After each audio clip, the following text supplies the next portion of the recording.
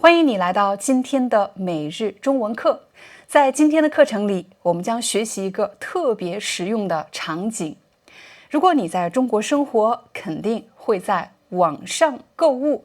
那么，当快递员把快递送到你家时，会给你打电话，你应该怎么样用中文回答呢？现在我来给你一个简短的听力测试。假设我是快递员，我要给你打电话啦。你姓李，我会称呼你李先生。喂，你好，李先生，您的快递到了，您现在在家吗？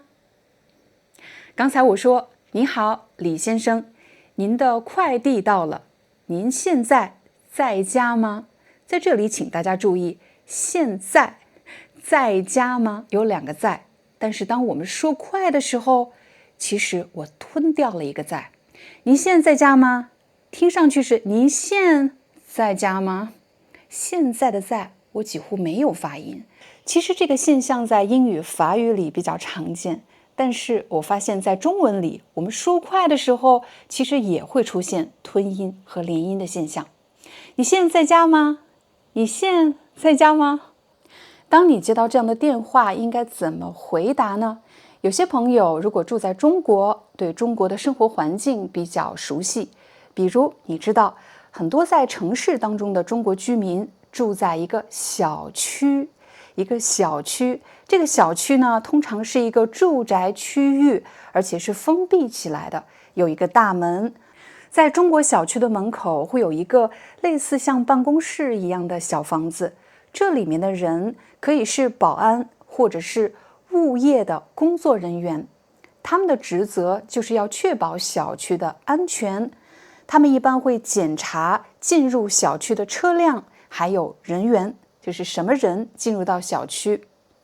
那么门口的这个小房子呢，我们一般叫做门卫，大门的门，保卫的卫，保卫就是保护的意思。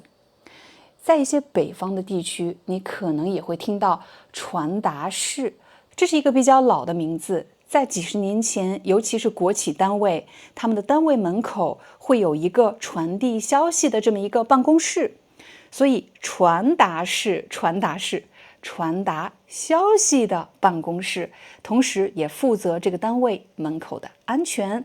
现在你知道了，在中国，在小区门口，一般我们叫门卫，但是你也会听到政府部门或者是国企、学校门口的这个小房子，有人会把它叫做传达室。学习完了门卫和传达室，我们来造一个句子。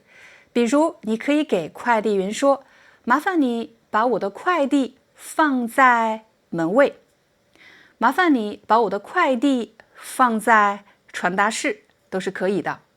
除了说快递以外，你也会听到有人说包裹，麻烦你把我的包裹放在门卫，麻烦你把我的包裹放在传达室。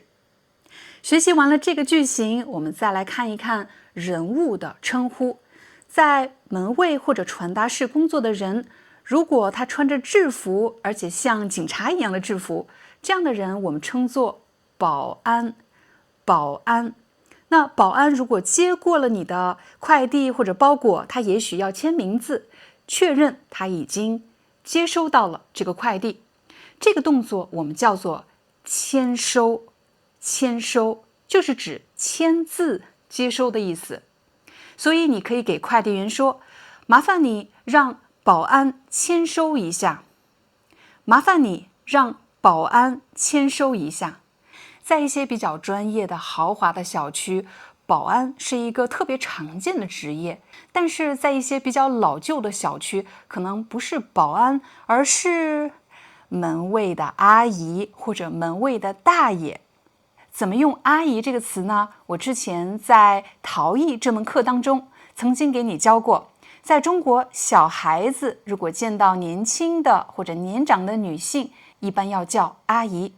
比如我邀请我的女性朋友来到家里，那我的孩子要称呼我的朋友阿姨，尤其我的朋友和我年龄差不多大，我会跟我的孩子说：“快叫阿姨。”但是在今天的场景里，我们说的阿姨通常是指年长的女性，例如60岁、70岁。在这里大家要特别注意，对于年长的女性，并不是总是要称呼奶奶，大家其实都喜欢把自己叫得年轻一点。如果你称呼一位70多岁的女性奶奶，可能把她叫老了，但是如果你叫她阿姨，她会特别开心，因为这样显得她年轻一些。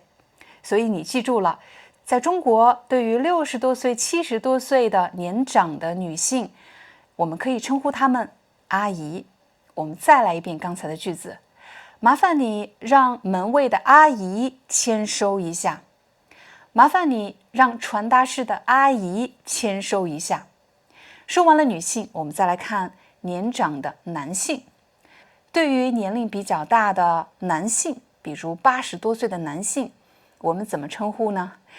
在北方，我们一般说大爷，大爷，麻烦你让门卫的大爷签收一下。麻烦你让传达室的大爷签收一下。这里要特别提醒大家，在中国的不同地域，称呼其实是有差异的。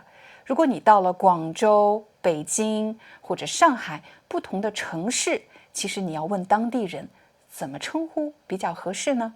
我们假设你居住的这个小区没有门卫，没有传达室，也没有什么保安、阿姨、大爷之类的，但是你有邻居，你可以让邻居帮你签收一下。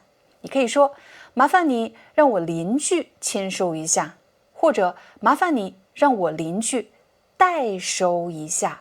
这里的代表示代替，代替你来接收这个快递。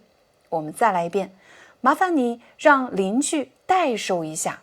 可是有时候就是这么巧，你的邻居也不在家，怎么办呢？我给你提供第4种情况，来帮助你丰富你的对话能力。有的人会在他家门口安装监控，监控也叫摄像头，摄像头就是 CCTV 的意思。你可以跟快递小哥说，麻烦你把快递放在我家门口。快递小哥可能会说，放在你家门口被人偷了怎么办？没关系，我家门口装了监控。我现在问你一下，你家门口装了监控吗？或者我可以问，你家门口装了摄像头吗？所以一定要记得监控和摄像头这2个词。你也许会问，为什么刚才我说快递小哥，为什么要加一个小哥呢？当我们表达的关系不同，称呼也会发生改变。我来给你举个例子，快递小哥其实会拉近人和人之间的关系，是一个比较亲昵的、亲近的称呼，而且也是非常尊重对方的，表示我们的关系是平等的。在人们的对话里，你会发现场合不同，人和人之间的关系不一样，用词也会发生改变。